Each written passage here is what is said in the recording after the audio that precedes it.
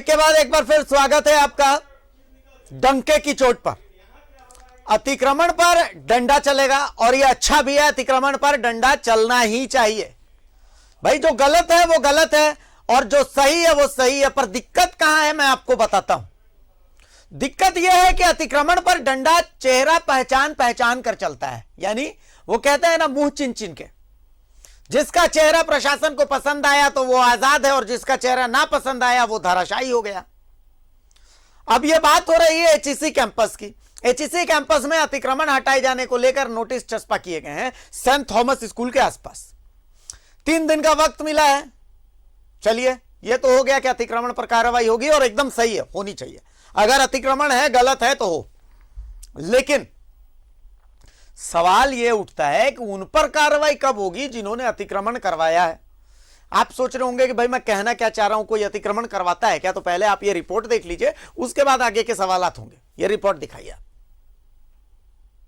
आपको HEC campus में बने उन मकानों में या उनके आसपास के घरों में नजर आ जाएगा जिनके बारे में यह कहा जा रहा है कि वो अवैध हैं। 3 दिन का वक्त दिया गया है। कहा गया कि 3 दिन में आप खुद हट जाइए या फिर हम हटा देंगे। नोटिस एचईसी प्रबंधन की तरफ से। क्या बस्तियां 1 दिन में बस जाया करती हैं? जब ये निर्माण हो रहा था तब एचईसी प्रबंधन कहां था? क्या इन लोगों ने बिना किसी से पूछे सीधा घर बना लिया? इन लोगों को यहां घर बनाने की इजाजत किसी ने तो दी होगी। तो अगर अतिक्रमण करने वालों पर कार्रवाई तो करवाने वालों पर क्यों नहीं?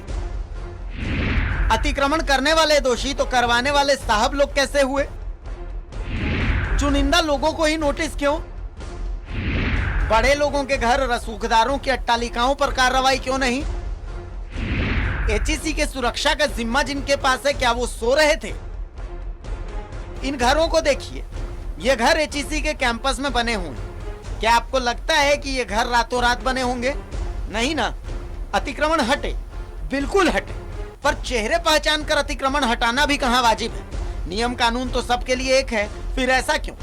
रांची से न्यूज़ 11 भारत के लिए अमित सिंह के साथ आयुष चौहान की रिपोर्ट। तो भाई अब सवाल यह है कि अतिक्रमण हुआ, चलिए अच्छा है, अतिक्रमण हुआ, चलिए कोई बात नहीं है। पर क्या अतिक्रमण सिर्फ रात भर में हो जाता है? आपने देखा है क्या कभी ऐसा? ना, अतिक्रमण होने में वक्त लगता है, बस्तियां बसने में वक्त लगता है। तो भाई जब ये सब हो रहा था, ये बस्तियां बस रही थी, तो उस दौरान बाकी लोग क्या कर रहे थे? एचईसी की सुरक्षा जो समिति है वो क्या कर रही थी?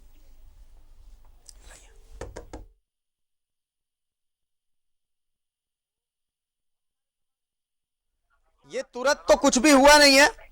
आयुष मेरे सहयोगी एचईसी कैंपस से ही मेरे साथ जुड़ चुके हैं।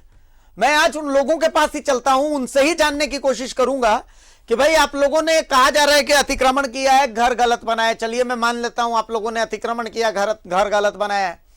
आयुष, आपके साथ बहुत सारे लोग हैं, एक बार उनसे पूछिए कि भाई क्या उन्होंने किसी से बिना पूछे, बिना जाने, बिना समझे वहां पर घर बना लिया, या इसके लिए उन्होंने किसी को कुछ पैसे दिए, किसी से कोई क्लियरेंस ली? क्या उन्होंने इतने साल से वो वहां रह रहे हैं, क्या किसी ने कभी आकर के पूछा कि भाई ये अतिक्रमण क्यों कर रहे हो, ये गलत है? कोई आकर के उन्हें बताने वाला था? आयुष, ये सवाल एक बार पूछिए उनसे। जी अभिषेक, सबसे पहले मैं ये बताना चाहूंगा कि जिस तरह से बीते दिनों में हाईकोर्ट ने सख्ती बरती और राजधानी के कई जलाशयों को लेकर जो है अतिक्रमण अभियान चलाया जा रहा है, ऐसे में बहती गंगा में हाथ धोने का काम किया जा रहा है। अभिषेक, आपको बता दें कि एचईसी आज का नहीं है, 1960 से लगातार एचईसी ये कह सकते हैं कर्मचारियों की संख्या घटी है। यहाँ पर कभी 22,000 कर्मचारी थे, आज महज कुछ हजार की संख्या में है। तो ऐसे में 22,000 में जो लोग थे वो लोग कहाँ गए? वो लोग यही है और उनका परिवार बढ़ता गया और परिवार कहीं ना कहीं आसपास बसता गया। देखिए मेरे पीछे आधी रात हुजूम है ऐसे लोगों का जो कहीं ना कहीं सदमे में है। आपको बता दिया अभिषेक कि ऐसे लोग हैं जो भरी बरसात में उनको डर है कि उनका घर उजड़ जाएगा, वो कहां जाएंगे। और ऐसे लोग हैं जो कोरोना की दोहरी मार के बाद एचईसी ने 6 महीने से उनको वेतन तक नहीं दिया है। इनके घर के चूल्हे कैसे जल रहे होंगे ये आप और हम अंदाजा आसानी से लगा सकते हैं। लेकिन ऐसी स्थिति में अगर आपके घर में एक नोटिस चिपका दिया जाए कि आप जहां रह रहे हैं, जो आपका सियाना है, जो आपका कहीं ना कहीं छत है, वो तोड़ दिया जाएगा तो क्या इन पे बीत रही होगी, आप सोचिए अभिषेक। तो चलिए हम उन्हीं से बात कराने की कोशिश करते हैं, जानने की कोशिश करते हैं कि अभी मौजूदा हालात में क्या कुछ वो महसूस कर रहे हैं और कैसे क्या कुछ चल रहा है। बाबा कुछ बताने की कोशिश कीजिएंगे, बताइए। जी बोलते रहे। हम यहाँ 1960 से रह रहे हैं। हमारा बाल बच्चा यहाँ, हमारे पिताजी सर्विस किए, हम लोग रिटायर हो गए। हम लोग यहाँ झोपड़ी बना करके रह रहे हैं और तब से आज तक ले हम लोग झोपड़ी में रह रहे हैं। क्वार्टर मान लीजिए कि रिटायर हो गए, छोड़ना पड़ गया और उसके बाद से हम लोग यहाँ झोपड़ी में रह रहे हैं।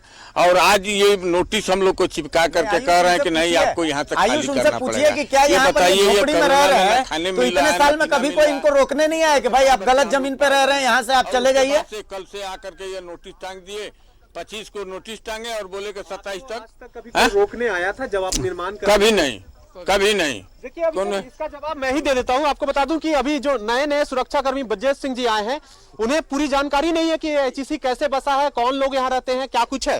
लेकिन इससे पहले जो थे सुरक्षा, जो सीएटी थे अरविंद कुमार सिन्हा थे, उनपे ये साफ आरोप था कि वो पैसे लेकर घर बनवाते थे, जिनके ऊपर ये जिम्मा था कि आपको एचईसी को कहीं ना कहीं अतिक्रमण मुक्त रखना है, यहाँ इसको बचाए रखना है। ऐसे में उन पे आरोप था कि वो पैसे लेकर दबाव बनाते थे। आपको बता कि कई तरह के मामले, आपको बता धुरवा थाना में लगभग 50 से भी ऐसे मामले दर्ज हैं जिनमें साफ लिखा कि वो अतिक्रमण कर रहे हैं और उनका घर फिर से बनता है। तो पुलिस आयुष एक रिक्वेस्ट है, उसके बाद क्या आयुष एक रिक्वेस्ट है, आयुष आप एक रिक्वेस्ट है, आपके पीछे मैं लोगों को देख रहा हूं तो उनसे रिक्वेस्ट कर रहा हूं कि वो सोशल डिस्टेंसिंग मेंटेन करके खड़े रहें, वो थोड़ी दूरी बना करके रखें, उनसे ये रिक्वेस्ट है। उसके बाद फिर हम बातचीत आगे बढ़ाते हैं। कोरोना काल का है, दो गज की दूरी का थोड़ा ख्याल रहे। मैं सबके पास आना चाहूंगा, मैं सबके, मेरे लिए भी जगह। देखिए यहाँ पर रात में, देखिए बीत रात में कुछ महिलाएं भी आई, हम कुछ उन्हीं से पहले सबसे पहले जोड़ने की कोशिश करते हैं। अभिषेक आप बताएंगे। आंटी यहाँ जाइए, आप यहाँ जाइए। आंटी कभी ऐसा हुआ था कि इस तरह का नोटिस आप लोग को मिला है, और नोटिस मिलने के बाद क्या आप लोग महसूस कर रहे हैं? इससे पहले तो नोटिस हम लोग को नहीं मिला है और इसी बार हम लोग को नोटिस मिला है। वो हमारे मैंने जो मोहल्ला में है ना, वो पता नहीं कौन लेडीज लोग आया था क्या, हम लोग तो आँख से नहीं देखे, लेकिन अचानक सटा हुआ हम लोग देखे। उसमें मतलब कि अतिक्रमण किए हुए हैं, तो 3 दिन के अंदर में 25, 26, 27 3 दिन के अंदर में आप लोग हटा लीजिए, नहीं तो तोड़ा जाएगा। यही करके थाना प्रभारी और उसके बाद में नगरी सीओ और क्या और कुछ भी है उसको मतलब ये किया। हाँ, कहीं ना कहीं किया है। एक और महिला है जो यहाँ के बारे में काफी जानकारी इनको है, वो बताएंगे। दीदी आज समय खत्म हुआ, उनके नोटिस के हिसाब से आज समय खत्म हुआ, तो कल से क्या आप लोग यहाँ से चले जाएंगे? नहीं, हम लोग नहीं जाएंगे, हम लोग डटकर विरोध करेंगे। हम लोग 1960 से हमारे पूर्वज जा रहे हैं, हमारे पूर्वजों का योगदान रहा है एचईसी में। और अभी इस भरी बरसात में, कोरोना काल में इतने संख्या में लोगों को हटाएगा तो लोग जाएंगे कहाँ, ये भी तो सोचना चाहिए प्रबंधन को। और जब यहाँ पर सिक्योरिटी एजेंसी है तो इतना सब तरफ कैसे घर बन गया, ये तो सोचने की बात है। प्रबंधन पैसा ले रहा है और घर बनवाया जा रहा है। आज हमारा घर तोड़ेगा, फिर किसी और को बसाएगा। अच्छा, आप लोग के मन में किसी में मन में सवाल नहीं है क्योंकि चुनिंदा लोगों को ही क्यों नोटिस दिया गया? क्या आप ही लोग के ऊपर अवैध निर्माण का आरोप है? क्या यहाँ पर कुछ ऐसे मैं भी एचईसी लगातार देखता रहा हूँ, कुछ ऐसे रसूखदार हैं, कुछ ऐसे लोग हैं जिन्होंने क्वार्टर तोड़ के महल जैसा बना दिया है, तो कुछ बताना चाहेंगे आप? इसमें बहुत से निर्माण हुए हैं, जो बड़े बड़े बिल्डिंग बना लिए हैं, वो पूंजीपति वाले हैं। हम लोग यहाँ गरीब हैं और बहुत दिन से हमारे पूर्वज, हमारे गार्जियन नौकरी किए, एचईसी के पाले पोसे, अपने खून बलिदान से किए। उनके बाल बच्चे अब बूढ़े अवस्था में कहाँ जाएंगे? हम लोग को एचईसी बोला यहाँ के आयुष उनके बाल बच्चे रहे। मैं चाहता हूँ आयुष के साथ हो रहा, मैं चाहता हूँ कि आप इन लोगों से एक सवाल सिर्फ पूछें कि इनमें से कितने लोग हैं जिन्होंने यहाँ पर पैसे खिला किए हैं लोगों को, मतलब जो भी यहाँ जिनको भी इन्होंने पैसे दिए हैं, कोई ऐसा है यहाँ पर मौजूद जो बोल सके कि हाँ भाई मैंने पैसे दिए हैं, यहाँ पर जमीन खरीदी है मैंने, या फिर यहाँ सुरक्षा को हाथ उठा दें, वो एक ऐलान की तरह आप कर दें कि भाई हाथ उठा दें वो लोग जिन्होंने पैसे दिए हैं। जी अभिषेक, ये साफ अभी जी देखिए, एक हमारे जो कह सकते हैं अभिषेक जी हैं, एंकर हैं, वो उन्होंने वहां से सीधे सवाल पूछा है क्योंकि बीते दिनों में कई खबरें आई थी हमारे पास भी कि उनके द्वारा, जो भी सुरक्षा कर्मियों के द्वारा पैसे की उगाही होती थी, आप लोग को डराया धमकाया जाता था, एफआईआर कराया जाता था ताकि उनसे आपसे वसूले जाए। हम ये नहीं कहते कि आप सीधे बोले, लेकिन कोई ऐसे लोग हैं जो हाथ खड़ा करके बताए कितने लोगों से पैसे की मांग हुई थी एचईसी में जब आपका निर्माण हो रहा था या निर्माण होने के बाद तोड़ने के नाम पर? कुछ है ऐसे लोग? देखिए अभिषेक, तस्वीरें साफ है, कौन कौन लोग हैं। मैं सबके पास जाऊंगा तो सबकी अलग कहानी होगी, अलग अलग बात होंगे। और आपको बता दें कि कुछ ऐसे भी हालात होंगे कि जिनके पास पैसे नहीं है। चलिए हम इन्हीं से बात कर लेते हैं। बाबा, कितने पैसे की मांग हुई थी, कैसे मांग हुई थी, कैसे डराया धमकाया था, बताइए। जैसे हम लोग झोपड़ी बना रहे थे जी। तो एक चीज से के लोग आए, लाठी पार्टी वाले लोग बोलते हैं यहाँ, तो लाठी पार्टी वाले लोग बोलते हैं कि ठीक है आप झोपड़ी बनाते हैं, तो दीवार उठा रहे तोड़ दे रहे थे।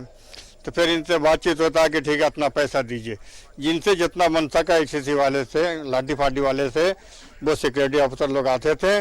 किसी से 10,000 लीन, किसी से 5,000 लीन, किसी से 8,000 लीन, जिससे जैसा बना इनको वो इसी हिसाब से वो पैसा से लेके सबसे झोपड़ी बनवाए हैं। और आज से नहीं, हम लोग 80 से यहाँ झोपड़ी बना के रहे हुए हैं। झोपड़ी बना के जी हाँ, एचईसी में। हाँ, और पैसे कौन लिए, कोई नाम बता सकते हैं? देखिए सवाल है कि जैसे माना कि लाठी पार्टी वाले मतलब आप हेड हैं, तो आपका तो नाम हम नहीं जानते हैं। तो आप आए भाई कि झोपड़ी बना रहा, आपने तोड़ दिए, तो आप पैसा लेंगे भाई, तो आपने आके इनको भेज दिए कि जाइए इनसे पैसा लेके आइए। तो इनका नाम हम नहीं जानते तो कैसे बताएंगे? लोग किसी की और कहानी, जिनके पास पैसे न हो फिर भी दबाव बनाया गया हो, कोई और लोग बताएंगे? कोई यहाँ? आप बताइए भैया, कुछ बताइए। पैसे नहीं, पैसा तो झोपड़ी नहीं बना पाएंगे। साफ कीजिए, कहीं ना कहीं फिर से वही चीज दोहराया जा रहा है। फिर से वही चीज दोहराया जा रहा है कि इस जगह से हम लोगों को हटा देगा, फिर ये दूसरे लोगों से पैसा लेकर के फिर उन लोगों को ये इसी जमीन पर लोगों को बसाने का काम कर रही है एचईसी। आपको नहीं लगता है कि आप लोग से भी पैसे की डिमांड होगी, क्योंकि कल समय खत्म होगा तो उसके बाद विकल्प खुलेगा? एकदम पैसे की डिमांड हम लोगों से भी होगी। और अगर एचईसी अगर अतिक्रमण हटाने के लिए आएगा तो हम लोग पुरजोर इसका विरोध करेंगे। क्यों ना हम लोग को इसके लिए बलिदान देना पड़े, जान देना पड़े, पूरे बाल बच्चे के साथ हम लोग इस जगह पर रहेंगे, जान देंगे, लेकिन उजड़ने नहीं देंगे। हम लोग जान देंगे पर उजड़ने नहीं देंगे। सही बात है अभिषेक। देखिए, इस बात को समझने की जरूरत है कि जहां कोरोना की दोहरी मार है, बीच बरसात है, सावन का महीना है, झमाझम बारिश, पता नहीं कब, मैं अभी लाइव कर रहा हूं, पता नहीं बारिश शुरू हो जाए। ऐसे में अगर इनके आवाज तोड़ दिए जाएंगे, बात तो सही है। देखिए, बात तो सही है इनकी, बात तो सही है इनकी। मैं तो बस एक साफ और सटीक बात जानता हूं। आप इनसे एक और सवाल ले लें, एक सवाल ये ले लें कि इनमें से पूछे कि क्या इनको लगता है कि ये जहां पर रह रहे हैं वो अतिक्रमण की श्रेणी में नहीं आता है? एक सवाल। देखिए, एक गंभीर सवाल है वो, जैसा कि मैं जाना, जहां आप लोग रह रहे हैं, क्या आपको लगता है कि आपने जो निर्माण कराया है वो अतिक्रमण की श्रेणी में नहीं आता है, वो अवैध है, नहीं है? क्या आप लोगों को कहीं से अपना जो भी आप बसे हैं वो सही लगता है? क्योंकि आपने कहा है, आपने ये कहा है कि कहीं ना कहीं जो है आपके पूर्वज रह रहे हैं, 1960 के बाद आप योगदान रहा है एचईसी का, गौरवान्वित करने, पूरे देश को गौरवान्वित करने का काम किया है। हमारे साथ मंटू पासवान है, ये बस्ती बचाओ संघर्ष समिति के संयोजक है, और मैं समझता हूं कि काफी बातें यही साफ कर देंगे। पीछे थे खड़े, अभी सामने आए हैं, थोड़ा आगे आ जाइए। आप साफ कीजिए कि कैसे ये अवैध कार्रवाई करने की तैयारी है। मंटू जी, देखिए, सबसे पहले मैं क्लियर कर दूं कि एचईसी के पास 22,000 वर्कर थे, आपने कहा है, और 16,000 क्वार्टर था। बाकी जो 6,000 वर्कर थे उनके लिए क्वार्टर नहीं था, इसलिए एचईसी ने खुद अपने से लोगों को बसाया था। और बाद में जो झोपड़ियां बनी हैं वो उनके द्वारा, आप लोगों ने अभी खुल्लम खुला कहा कि पैसे लेकर के बनाया गया है। और अभी जो स्थिति है, इस स्थिति में पूरे देश में एक कानून कहता है, भारतीय कानून संविधान की 21वीं अनुसूची के तहत जो व्यक्ति जहां 12 से 20 साल रहते हैं वो उस जगह का पट्टा पाने का अधिकार उनको मिलता है। अभी देखिए, ये जो नोटिस दिए हैं, इस नोटिस के सदमे से आपने खुद कवरेज किया था। पतराटोली में, होटवासी में एक व्यक्ति का हार्ट अटैक से मौत हुआ। पिछले 2011 में 10 व्यक्ति हार्ट अटैक से मारे गए, असामयिक मौत हुई। अगर इस बार भी अगर इस तरह का कार्रवाई किया जाएगा तो शायद आने वाले दिनों में सैकड़ों की तादाद में ये हत्या होगी, मैं इसको मर्डर कहूंगा। और दूसरी बात, जो 2011 की बात मैं एचईसी प्रबंधन को याद दिलाना चाहता हूं कि एचईसी प्रबंधन ने इसी तरह की हिमाकत 2011 में किया था, तो 23 अप्रैल 2011 को पूरा एचईसी का उत्पादन ठप किया गया था और 8 करोड़ का उनको नुकसान हुआ था। हम अभी फिर से आपके माध्यम से आग्रह करेंगे कि एचईसी अपने उत्पादन पर ध्यान दे, और जो कर्मचारियों को जो वेतन 6 माह से नहीं मिला है उनको पहले वेतन दिलाए, तभी जाकर के वो सपने में भी ना सोचे कि बस्ती को तोड़ने का कोशिश करेगा। अगर वो तोड़ने के लिए आएंगे तो सभी लोग दृढ़ संकल्पित हैं कि ये उद्योगपतियों को बसाने के लिए हम किसी भी तरह नहीं से तो इस जगह को आयुष, छोड़ेंगे नहीं। इनसे एक सवाल यही बात ये हम ले लोग कर लीजिए रहे हैं। कि भाई 3 दिन पहले जब इनके पास नोटिस गया था तो ये लोग इस नोटिस के खिलाफ कोर्ट में, ये कोर्ट का रुख इन्होंने क्यों नहीं किया? सबसे आसान तरीका तो वही होना चाहिए था। अच्छा, आपको जो नोटिस पहुंचा, आपके पास जब नोटिस पहुंचा तो आप इसके खिलाफ कोर्ट में भी रुख कर सकते हैं, आप कोर्ट क्यों नहीं जा रहे? हाँ, आप लोगों ने देखा है कोर्ट का रुख किसी स्वतः संज्ञान फीस वृद्धि को लेकर के नहीं हुई। कोरोना काल में लोगों को से फीस वसूला गया, उस विषय को लेकर के स्वतः संज्ञान कभी नहीं लिया गया। हम लोगों ने कोर्ट इसीलिए नहीं जाते हैं क्योंकि कोर्ट जो है अपने पैसे वाले के पक्ष में हमेशा निर्णय आ रहे हैं, ज्यादातर निर्णय ये देखा जा रहा है। मंटू जी, ये न्यायालय से आप ये खिलाफ नहीं जा सकते, लेकिन ये मैं जानना चाहूंगा, देखिए पतरा टोली की बात करें, पतरा टोली के 7 लोगों ने रिट याचिका दायर की और आपको भी पता है कि उस अतिक्रमण को रोक दिया गया, उनके आदेश को निरस्त कर दिया गया। तो कोर्ट ना जाने का कारण क्या? कुछ पैसे की भी कमी होती है क्योंकि महंगे वकील हो सकते हैं, ये तमाम चीजें हो सकती है, जानकारी की कमी हो सकती है, पढ़े लिखे हुए लोग की कमी होती है, क्या ये बात है? नहीं, मैं खुद एक मास्टर डिग्री होल्डर हूँ, मैं PhD अप्लाइड हूँ। हम लोग कानून को पढ़े हैं, कानून के तहत, संविधान के तहत हम लोग का ये राइट है, डेमोक्रेटिक राइट, कि हम लोग अपने तरीके से जो डेमोक्रेटिक राइट है, जुलूस प्रदर्शन के माध्यम से हम सरकार को मांग करते हैं कि ये जो कार्रवाई हो रही है और कोर्ट के ऊपर हमको भरोसा है, लेकिन धीरे धीरे जो जिस तरीके से जो स्वतः संज्ञान लेकर के पिछले बार भी 2011 में भगवती प्रसाद जी थे उस समय हाईकोर्ट के चीफ जस्टिस, उन्होंने स्वतः संज्ञान लेकर के इस समूचे क्षेत्र को अतिक्रमण घोषित किया था, लेकिन मास स्केल में अतिक्रमण नहीं होता है। हम लोगों ने, हमारे कुछ साथी उस समय गए थे, PIL किए थे, लेकिन उस समय माने कोर्ट ने हमारे खिलाफ निर्णय दिया था, इसलिए हम लोगों ने कभी भी कोर्ट में कभी जाने के लिए निर्णय नहीं लेते हैं। इसलिए हमारा जन संघर्ष ही हमारा मूल हथियार होता है और जनता का अदालत जो तय करता है, जनता का जो अदालत जो तय करता है वही सर्वोपरि होता है। उसी के आधार पर हम लोग वोट के आधार पर मंत्री, विधायक और सांसद को चुनते हैं। तो इस बार आप लोगों का क्या तैयारी, कल क्या करेंगे? सीधा आखिरी सवाल, हमारे लोग सीधे कहे हैं कि कल भी अगर प्रशासन आती है तो उसके सामने सो जाएंगे, पूरे परिवार बाल बच्चों के साथ, छोड़ेंगे नहीं किसी भी कीमत में घर को तोड़ने से। देखिए अभिषेक, मैं तो ये पहले साफ कर दूं कि कल जिला प्रशासन सीधे तौर पे HEC के साथ नहीं आ सकती, क्योंकि आपको हम बता दें कि HEC को जिला प्रशासन को साथ लाने के लिए कई कह सकते हैं प्रोसीजर है, उसको फुलफिल करना पड़ेगा। बीते दिनों में आपके अगर कुछ दिन पहले की बात करें तो यहाँ एक मजिस्ट्रेट तैनात करता, हालांकि अतिरिक्त प्रभार में वो अभी भी है पर वो यहाँ बैठती नहीं है। इसके अलावा आपको बताऊं कि HEC में ना सिर्फ ये कह सकते हैं ये जो पूरी कार्रवाई है HEC पर, हम इसलिए इस मुद्दे को हम लोग इसलिए उठा रहे हैं क्योंकि आपको बता दें कि यहाँ पर जितने लोग हैं इनके पूर्वज रहे हैं, HEC कर्मचारी रहे हैं, कई रिटायर्ड हैं जो आज यहीं रहते हैं, उनको कहीं ना कहीं HEC गर्त में डूब रहा है। इसके बावजूद भी एक कह सकते हैं आसियाना है, लेकिन साफ बात आपको बता दें कि यहाँ के अधिकारी ही HEC को डुबाने में लगे हैं। यहाँ के अधिकारियों की गलती की वजह से ही कहीं ना कहीं ये जो स्थिति है आज, जिसको अवैध निर्माण आप कह रहे हैं, भले आके लोग बस गए हैं, तो ये अधिकारियों की गलती है। आज भी आपको बता दें अभिषेक की जिस तरह से HEC डूब रहा है, उस HEC को बचाने के लिए भी जमीन बेचने की बात हो रही है। अब आप समझिए कि जो HEC कहीं ना कहीं देश में अपना एक बड़ा पहचान रखता है, कितनी बड़ी कंपनियों को जिसने जन्म दिया है, उसे खुद के बचने के लिए लगभग जो है 100 एकड़ के जमीन कहीं ना कहीं बेचने का प्रस्ताव रखती है। तो ऐसे में आप समझिए अभिषेक की क्या ऐसे जो लोग हैं, जो जिनके पूर्वज हैं, जिनके कह सकते हैं क्योंकि 60 दशक के बाद लगभग कितने दिन बीत गए, उनका पूरा परिवार है, 3 पीढ़ियां हैं, वो 3 पीढ़ियां कहां जाती? वो 3 पीढ़ियां इसी तरह किसी न किसी तरह बस गई और कोई छोटे छोटे कामों में लग गई, क्योंकि HEC में वर्करों की संख्या घटी है। साथ ही साथ आपको बता दें कि यहाँ कार्यादेश नहीं मिलने के कारण, समय पे सैलरी नहीं मिलने के कारण लोग हैं जो शहर के जो छोटे मोटे दुकान है सकते हैं या फिर कहें शहर के बाहर भी जाते हैं। यहाँ से कई लोग यहाँ से पलायन करके बाहर भी काम करने जाते हैं। तो ऐसी स्थिति में उनको उजाड़ना सही नहीं होगा। मैं आग्रह करूंगा यहाँ के जो सिक्योरिटी इंचार्ज है ब्रजेश सिंह जी आए हैं, वो पूरी यथास्थिति को समझे, यहाँ की पूरी जानकारी इकट्ठा करें, क्योंकि आप जहाँ अतिक्रमण घोषित करके आप कार्रवाई करने जा रहे हैं, वो आपके ही जो HEC को जिसने उठाया, HEC को जिसने जहां कहीं ना कहीं आपको सुई से लेकर जहाज अंतरिक्ष तक जहां तक कह सकते हैं HEC का नाम है, ऐसे में वो काम करने में यहाँ के इनके पूर्वजों ने योगदान दिया है और ऐसे लोग के कह सकते हैं इनके परिवार के लोग हैं।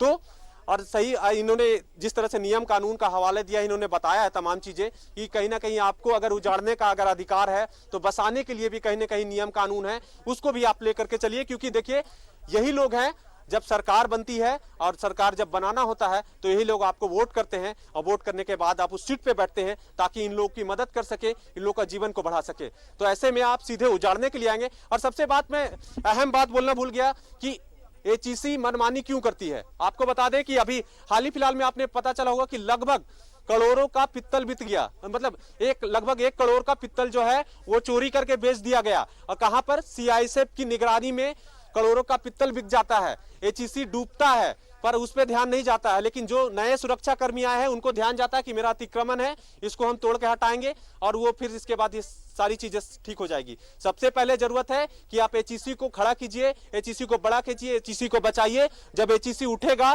तो ऐसे लोग हैं जिनको काम मिलेगा, हो सके इनके भी आवास कहीं पर मिले या एचईसी ही आवास आवंटित कर दे और व्यवस्थित तरीके से हो। लेकिन उजाड़ कर से कहीं से सही नहीं होगा, क्योंकि ऐसे लोग हैं जो विरोध करेंगे और विरोध कहीं से सही नहीं होता है और विरोध में कहीं ना कहीं सबका नुकसान होता है, सरकार का, प्रशासन का और ऐसे आम लोग का सबसे ज्यादा। जी अभिषेक।